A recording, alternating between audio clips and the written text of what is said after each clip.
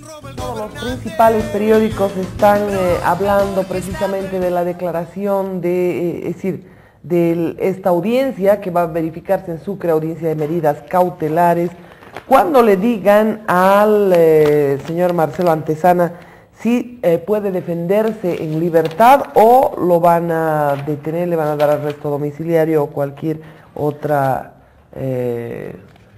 bueno, y a los otros indicados también, pero esto va a tener lugar el día de hoy y nosotros vamos a establecer un contacto directamente con Sucre para conocer cuál es el criterio de Marcelo Antezana en relación a este tema.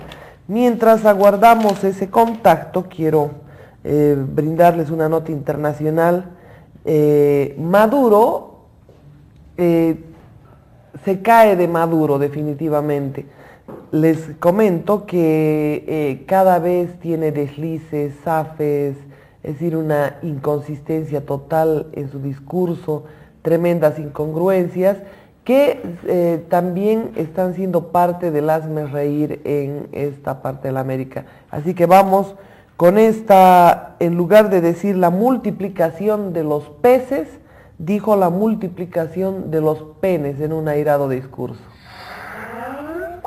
Para meterse escuela por escuela, niño por niño, liceo por liceo, comunidad por comunidad, meternos allí, multiplicarnos, así como Cristo multiplicó los peces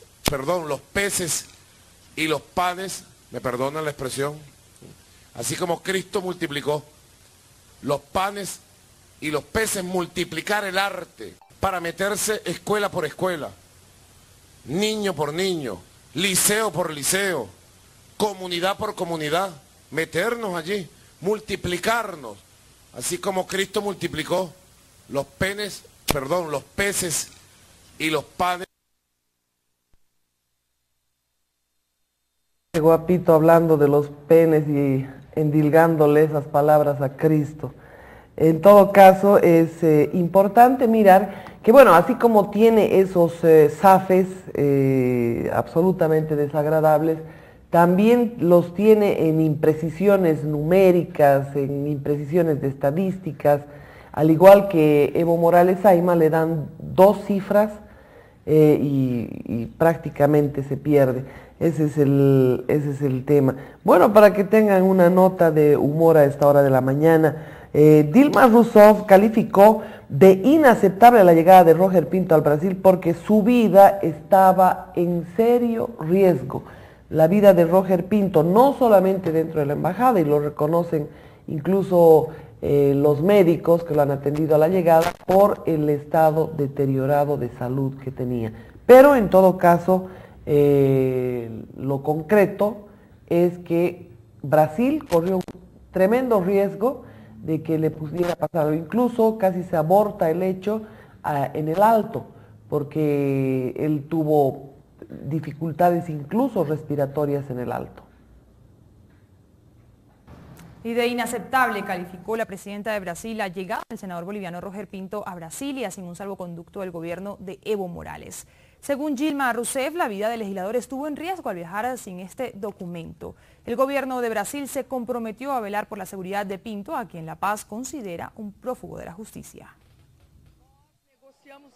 Hemos tratado varias veces de negociar un salvoconducto, pero no hemos tenido éxito.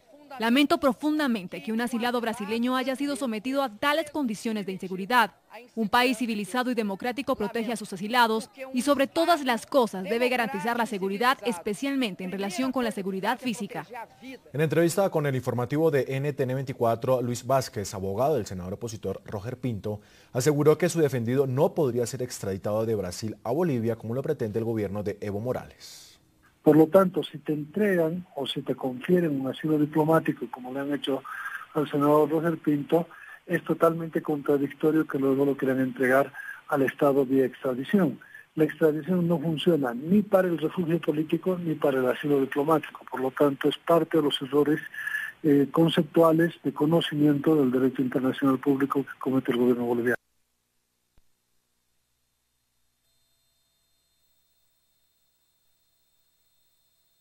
Ha sido calificado el hecho por la presidenta del Brasil y que quede claro, por el serio riesgo. En todo caso, ha lanzado bastantes indirectas en sus declaraciones, una de ellas hablando y haciendo referencia permanentemente a un Estado civilizado. Es decir, ella mencionaba que un Estado civilizado como es el del Brasil no puede permitir que sus asilados corran riesgos de ninguna índole. Y la llamada de atención no va al hecho de que se lo hubiera sacado de la embajada, sino al hecho de que hubieran puesto en riesgo su vida, porque Dilma Rousseff y su gobierno han ratificado el asilo brindado, otorgado a Roger Pinto. Y bueno, ya ustedes lo escucharon al abogado.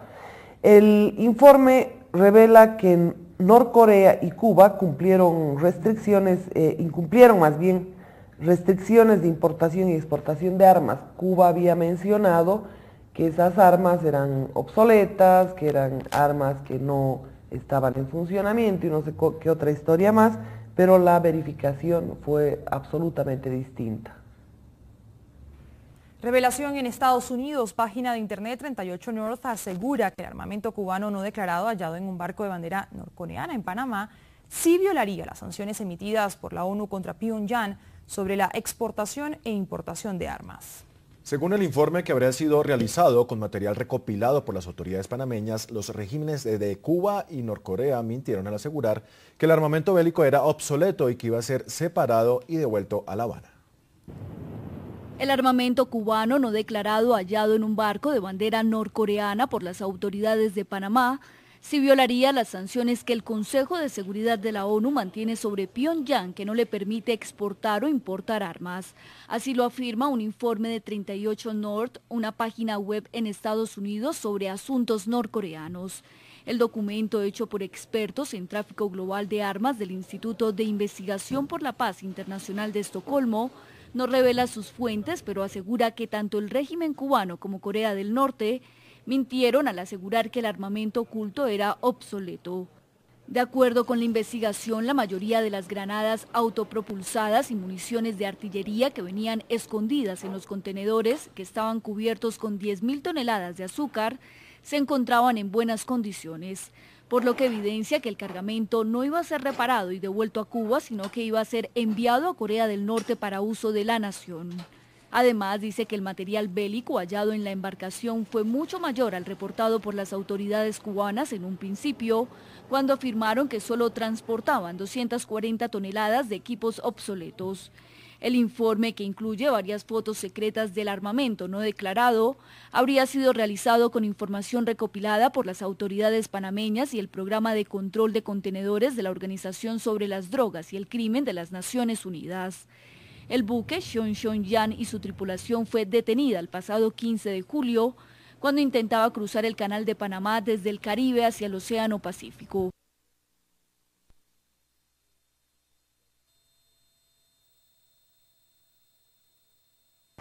Estos son los afanes de los cubanos, definitivamente, alentar los aprestos belicistas de otros países, camuflar armas, no solamente para un país, para diferentes países han camuflado armas, y en este caso para Corea, para Norcorea, y lo triste es que falsean todo, falsean cantidades, falsean estado de las armas, y notamos cómo están auspiciando siempre y permanentemente enfrentamientos en el mundo, aprestos belicistas. Norcorea nunca ha firmado un armisticio y por supuesto ahí tienen a Cuba cooperando con todo lo que representa el tema violencia. Vámonos con el secretario de la Organización de Estados Americanos, que habla sobre las intervenciones militares en Siria. Sobre la inminente conflagración que parece estar fraguándose en Siria por parte de Estados Unidos y los países de Occidente. Él dijo que no había registro prácticamente en el mundo de guerras que se hayan iniciado, que hayan tenido un buen resultado. Mencionó el ejemplo de Irak y dijo que esta sería una muy mala idea. Escuchemos. Argentina es miembro del Consejo de Naciones Unidas de Seguridad, Chile seguramente lo va a hacer pronto. ¿Qué significa para el mundo, qué significa para la OEA una decisión de ese tipo que pudiera tomar Estados Unidos? Mire, no hablo por la organización, porque no hemos tenido una discusión al respecto. Yo soy profundamente contrario a las intervenciones militares. Creo que no hay muchas huellas en el mundo de intervenciones de este tipo que han sido positivas. Ya hubo la situación de Irak hace una década atrás y hoy sería muy lamentable que eso se reprodujera en otro país del Medio Oriente. Argentina podría... Esa es mi opinión, esa es mi opinión ahora, cada país dará su opinión. Repito, es mi opinión personal, nosotros no lo hemos discutido en nuestra organización, los países del Consejo de Seguridad darán su opinión. Muchas gracias, perdone, ¿no? Simplemente la próxima semana hay una impugnación de Venezuela ante el Consejo Interamericano de Derechos Humanos sobre la elección de Maduro. Entra al sistema de Naciones Unidas. ¿Es capaz al sistema de la OEA? Si usted mire eso, lo verá la Comisión Interamericana de Derechos Humanos. O sea, si llegara a ser, para empezar, la Comisión tiene que recibirlo y declararlo admisible, lo cual probablemente se demore varios meses.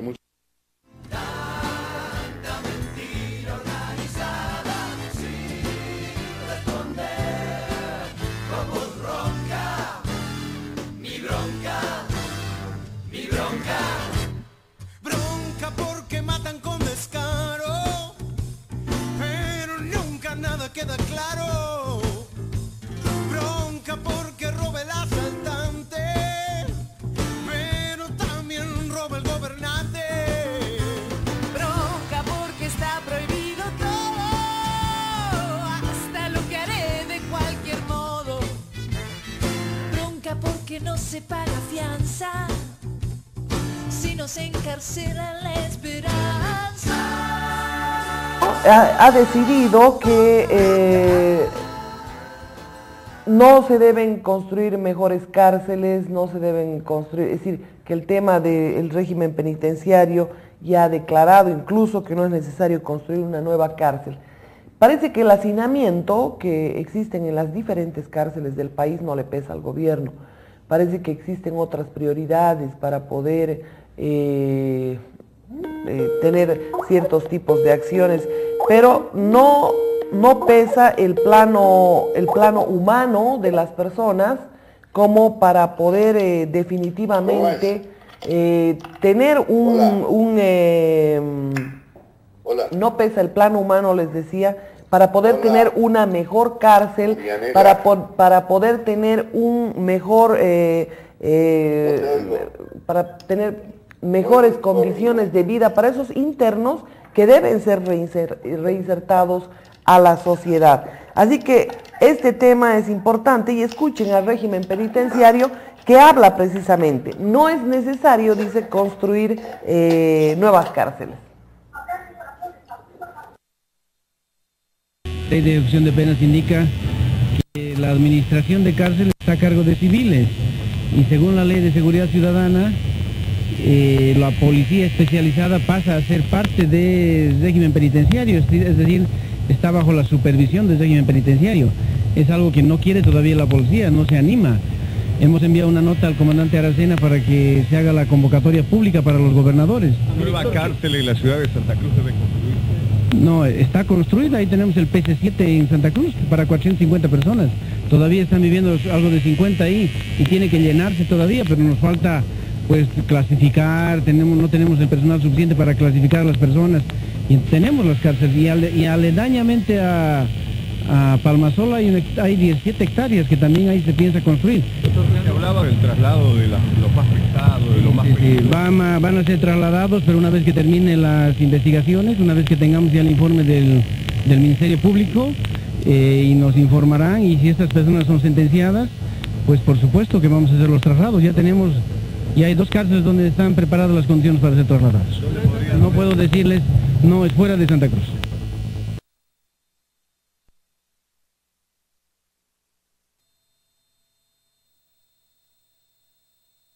Unos instantes más vamos a tener contacto con Marcelo Antezana, el general Marcelo Antezana, que ya está entrando a la audiencia de medidas cautelares, en la que por supuesto ya les habíamos mostrado. Me facilita Raúl las publicaciones, todo lo que significó el trabajo que realizamos el año 2005, cuando a través del periódico impreso, alomarianelanoticias.com y bueno, el digital, bueno, no.com, el impreso, habíamos denunciado todo lo que fueron los detalles del tema de los misiles, la desactivación de los 29 misiles. Hoy precisamente se verifica la audiencia de medidas cautelares y ustedes tienen acá la portada de lo que fue la denuncia, una separata especial respecto a todo lo que significaron la entrega y la desactivación de los misiles, donde comentamos con lujo de detalles todo lo que supuso la entrega. Es el año 2005 y ustedes el día de ayer lo verificamos. Así tenemos en nuestra hemeroteca una cantidad de trabajos, investigaciones que hemos llevado adelante y por supuesto ahora tenemos mucho interés en tomar contacto con el general Antezana, precisamente porque se trata de un hecho absolutamente que no corresponde en materia jurídica. Sabemos que un pariente del señor Eduardo Rodríguez Belcé fue el ministro de Defensa, con precisión fue su concuñado, y decimos nomás, se los excluyen a ambos y se incluyen a las personas, general Marcelo Antezana, a quien no conozco personalmente, incluso estuvo de viaje. Pero bueno, vamos a hablar de esos temas. Hoy estoy en contacto con el colega periodista Humberto Bacaflor desde La Paz, o desde Tarija más bien, y por supuesto le doy la más cordial bienvenida. Un fuerte abrazo, Humberto. ¿Cómo anda Tarija, la chura Tarija? Tarija está muy fría, querida Marianela, muy fría. Sí, lo noto muy abrigado a usted.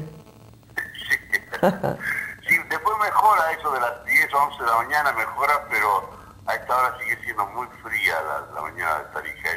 Es un clima de desierto ya, por ejemplo. Claro que sí. Hay varios temas sobre los cuales podemos hacer referencia. ¿Cuál le diera mayor importancia la mañana de hoy? Los principales periódicos se han ocupado del caso Antezana y misiles, pero sin lugar a dudas hay otros temas tremendamente importantes. Sí, respecto de Antezana misiles, yo te puedo decir que acá en Tarija fue que el presidente Evo Morales, estando en una ceremonia, le dijo a Rodríguez Belcé en el año 2006, le dijo, usted es el responsable de los misiles, usted es un traidor a la patria, le dijo en un discurso. Y ahora cómo cambian las cosas, como su embajador, 7 años después, parece que el presidente Morales ha cambiado de criterio y ha llegado a la conclusión de que el capitán general de las Fuerzas Armadas en realidad no tiene ninguna función en las Fuerzas Armadas y no es responsable de nada. Así como el presidente de la República no es responsable del estado calamitoso de las cárceles, seguramente, así como el presidente de la República no es responsable del desastroso estado de las empresas estatales, como Comibol, como IPFB, como Entel. Entonces me imagino que ese es el mismo criterio, ¿no? Es decir, no es responsable, no fue responsable Rodríguez Belcé del haber entregado su misil. Ahora, lo interesante... Pero es ¿cómo va a ser responsable si apenas son 7 años de gobierno? Los otros presidentes tenían entre 4 y 5, imagínense, y él solamente está completando el octavo año y no se hace responsable de nada, sigue culpando a los caras del pasado. A los anteriores oligarcas, y resulta que los oligarcas anteriores le han dado pues todo el dinero que él está ahora malgastando, porque realmente está malgastando tanto dinero. Está cosechando, digamos. Se ha acostumbrado a la idea, porque ¿qué es lo que le preocupa de Brasil? Un poco le preocupa de Brasil, el hecho de que Brasil es pues el país que más dinero le da a Bolivia por concepto del gas. Porque las ventas que se hacen a la Argentina, Marianela, es una cosa que no se dice con frecuencia, se pagan muy tarde o casi nunca. La venta del gas a la Argentina está sometida a una situación de pagos demorados. la crisis de la economía argentina es notoria, todo el mundo sabe que es un desastre este país, y entonces así también los pagos que le hacen a Bolivia por el gas que está recibiendo. No olvidemos que hace unos años, cuando gobernaba Jaime Paz Zamora, los argentinos lograron un contrato lograron un convenio para pagarle a Bolivia por el gas natural con unos vehículos que no se usaban. Y así me imagino que ahora va a haber alguna otra propuesta parecida. Lo cierto es que Brasil es muy importante para Bolivia por el asunto del gas, porque paga puntualmente por el gas que compra. Bueno, eran mototractores en realidad con lo que le pagaron. Eran mototractores en realidad con lo que pagaron, ¿eh? No, los carritos Hane eran unos carritos. Ajá, Hane, correcto. que son una especie de carritos para ser arrastrados por caballos o por sulky, por sunichos, por caballitos chiquitos, y que están ahí ya totalmente derrumbrados en la frontera. Ni siquiera han llegado a entrar a Bolivia, pero con eso nos han pagado. El precio del gas era entonces de menos de $1 por millón de BTU, ahora está en $11, pero igual no nos pagan. Bueno, pero hay un detalle importante, Humberto. Recordemos que ya los especialistas, los expertos en el Brasil, han mencionado que ni por chiste van a tomar dos cosas. La primera, continuar aceptando el gas en $10 por millar de BTU. La segunda, o sea que solamente máximo $7 van a aceptar. Y segunda, que no van a aceptar jamás, pero jamás, y lo han dicho ya públicamente, su gas seco. Van a aceptar gas húmedo, gas rico. O sea, que su planta separadora de gas no va a funcionar nunca, cuando menos no con ese gigante volumen, que son 31 millones de pies cúbicos de gas que salen para el Brasil. Así que se lo han dicho claramente, y ellos están preocupados. Yo creo que han estado con la cola debajo del rabo con el caso Pinto precisamente, porque es un gobierno bravucón, ¿no es cierto? Bravuconerías son las que vemos a diario. Por eso están chitón, no han dicho absolutamente nada. Y Rousseff les ha dicho de alguna manera salvajes. Este no es un gobierno salvaje, este gobierno protege a sus asilados, este gobierno es responsable, les ha dicho. Y esto, a mí me preocupa mucho la planta de Río Grande, que ha costado una fortuna, con sobreprecio, cuánto tiempo que no está funcionando, ya la han reinaugurado, no está funcionando, y por supuesto me temo, cuando menos con ese gas, no va a funcionar. Bueno, respecto de, no sé si sabes, pero Evo Morales le respondió ayer muy duro a Dilma Rousseff y dijo: ya, todo lo que usted quiera, presidenta, pero yo no acepto nada menos que la devolución de Pinto.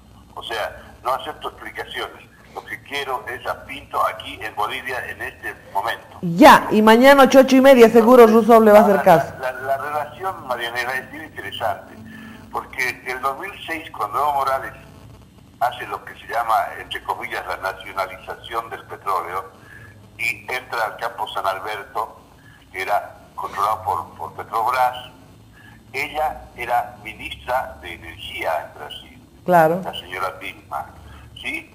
Ella recibe como una bofetada ese golpe, ¿no? Y se viene a La Paz y pide una audiencia con Evo Morales, porque quería hablarle de ese asunto, de la situación de Petrobras en Bolivia. ¿Y no se la da? Le dice que venga a las 5 de la mañana al Palacio.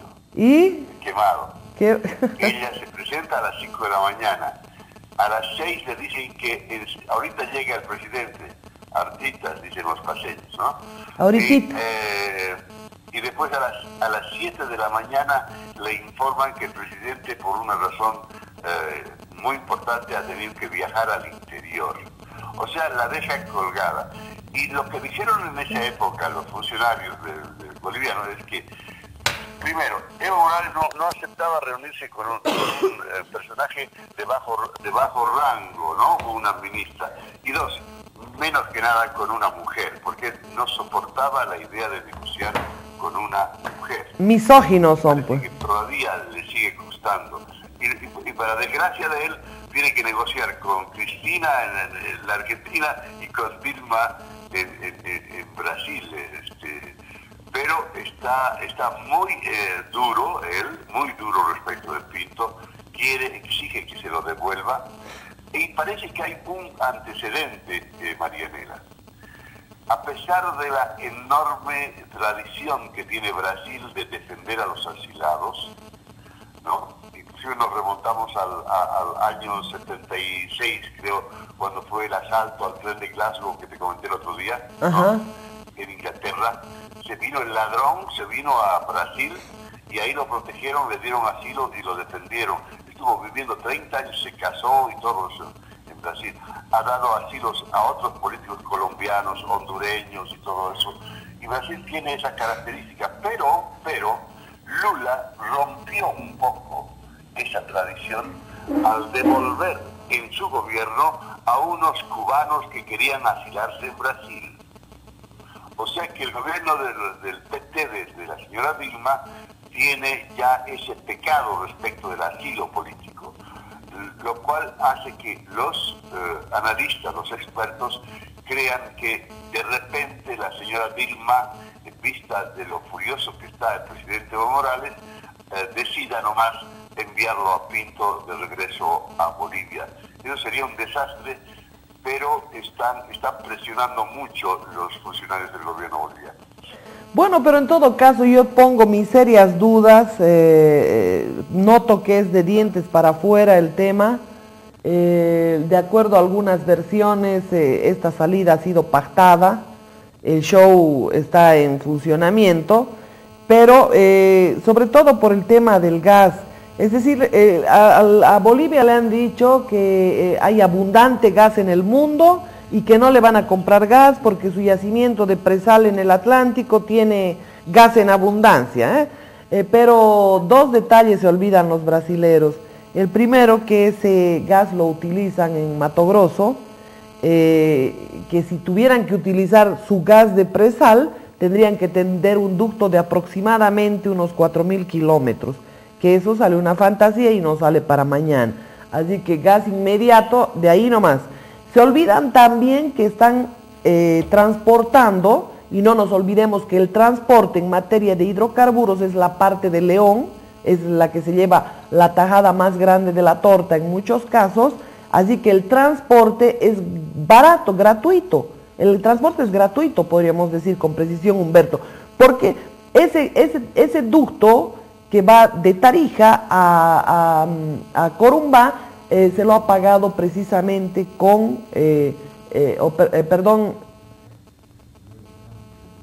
los campos gasíferos a Corumbá se los ha pagado con gas, por intercambio. En Tarija, correcto. Dije Tarija y aquí me hicieron dudar. ¿Ah? San Alberto. Vamos, en todo caso es un tema muy, pero muy importante mirar esos detalles, ¿ah? Sí, en el Congreso de la Cámara Boliviana de Hidrocarburos, los brasileños han planteado muy claramente el asunto. Y ya están diciendo también que es una paradoja que Brasil, que tiene tantos recursos energéticos, tenga que pagar tanto por el gas boliviano. Y el señor Tavares, que vino a decir lo de los $7 como máximo, que quizás se mantenga en eso. Pero yo creo que la condición más difícil que han planteado los brasileños es que dicen, queremos que nos demuestren que tienen ustedes el gas suficiente para venderlo en los próximos 30 años. Porque por el momento las reservas están en 8.15 DCFs, que son millones de pies cúbicos. 8.15, y no alcanzaría para un compromiso tan grande de venderle a Brasil 30 millones de metros cúbicos, a Argentina 27.7, no da. Y ya la Cámara le ha advertido al gobierno, el año 16... Bueno, en realidad el de Humberto, el de Argentina se ha corregido, el de Argentina, el contrato con Argentina en realidad ya se ha corregido, ¿verdad? Han disminuido los volúmenes de 27.7 que habían firmado con anterioridad. En todo caso, hay dudas sobre el cumplimiento. El contrato, la adenda al contrato se firmó acá en Tarija, ¿no? Se sigue manteniendo los 27.7. Y Bolivia no tiene que pagar por la multa. Yo tenía entendido que ya iba en 16 millones más bien. El contrato establece una multa. Si Bolivia no entrega gas suficiente a la Argentina, tiene que pagarle no solamente por el gas que no le mandó, sino una multa de 15% de ese valor. Y mandarle nuevamente. Pero no se aplica ahora debido a que Argentina no tiene el tubo para recibir ese gas, ese volumen de gas. Exactamente. No cuenta con ese tubo. Un tubo que le costaría $1.000 millones. El diámetro, ¿verdad? Para invertir esa plata necesitaríamos estar seguros de que ustedes tienen gas. Y ahora no estamos seguros de eso. Entonces ellos prefieren invertir ese dinero en comprar el gas natural de ultramar, gas natural licuado, que le sale más o menos unos $17 el millón de BTU. Está bien caro a la Argentina. En relación al... ¿no? Entonces esos son los detalles del asunto del gas. Lo cierto es que en este momento Brasil necesita el gas boliviano, porque 40% del consumo de Sao Paulo es cubierto por el gas boliviano, 100% de los estados al sur. Entonces lo necesita, Brasil necesita, y quizás por eso Evo Morales está presionando tanto a Dilma y la va a hacer romper la tradición del asilo, pero has visto, los ha puesto en aprietos a los de Itamaraty. Claro. Itamaraty están ya en actitud de rebeldía, porque parece que Eduardo Saboya, mi amigo Eduardo Saboya, ¿te acuerdas que te he contado? Claro que sí. Bueno, mi amigo Eduardo Saboya ha dado lo que llaman en Brasil el grito de Ipiranga, que es el grito de Itamaraty. En fin, esos son detalles, querida Mariana. ¿Y no aparece el senador? ¿Lo vas a entrevistar o no? En realidad él está en Sucre. Vamos a tener un contacto telefónico antes de que él ingrese a su audiencia de medidas cautelares. Ayer estuvimos con el diputado Mauricio Muñoz, estuvimos con Bernard Gutiérrez, bueno, y hablando sobre el mismo tema, sobre todo lo que significan las estrategias distractivas del país y por supuesto también caso Misiles, caso Marcelo Antezana, que hay que mirarlo con particularidad porque no deja de ser persecución a la oposición, ¿verdad? Exacto. A ver cómo le va al general Antezana en Sucre capital. Eso es, así que Humberto, muy interesantes los detalles que hemos conocido hoy, sobre todo el de la solicitud de audiencia de Dilma cuando era ministra. Realmente eso ha sido muy importante para conocer. Es decir, hay algunos otros detalles también que no es bueno comentarlos al aire, pero hay algunos detalles de corte personal que como no los tengo verificados, prefiero no comentarlos. Así que vamos a hablar, pero en off the record. Yo quiero consultarle, antes de decirle hasta mañana, ¿qué opina sobre las declaraciones del famoso viejo que ha relatado su participación en el momento de depositar armas en la feria? O sea, ¿sabes? Esto se está completando. Todo fue una opereta mal armada, ¿no? Por unos hermanitos, ¿no? Una opereta mal armada. O sea, se viene a comprobar, por lo que dice Toazo, que los entre comillas, terroristas fueron en realidad ejecutados en el aeropuerto de Santa Cruz. Una cosa que viene a cambiar totalmente el panorama. Y ahora lo que dice el viejo es que él fue a poner las armas en la Feria Exposición de Santa Cruz, en el ambiente de Cotas, para que se culpe a los de Cotas de haber estado formando parte de la conspiración terrorista y separatista. O sea, todos los elementos, Marianela, pero todos se han caído. Lo único que sigue en pie son las extorsiones de Sosa. Exactamente. Las extorsiones de Sosa. Para pretender involucrar al género humano. Sí, que va a seguir adelante. Claro, para pretender esas extorsiones, para pretender enlodar al género humano, involucrar al género humano. Hay demasiada manipulación de la... Les ha sacado mucha plata. Claro. Y yo le comento, Humberto, que he hablado con al menos unos 3 empresarios en Santa Cruz. Yo les decía, es decir, me comentaban detalles de la extorsión, del pago incluso. Yo les decía, ¿por qué no denuncian?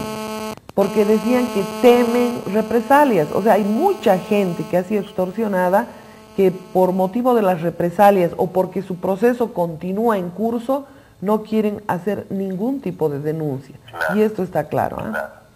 Así que... Claro, eso es, y además las cosas ya han cambiado un poco, ya el empresariado cruceño mira con mejores ojos al gobierno de Evo Morales, hay una especie de alianzas, de acuerdos, pero toda esta tramoya armada para el asunto del terrorismo y separatismo se ha derrumbado. Lo único que falta es que el gobierno lo admita, ¿no?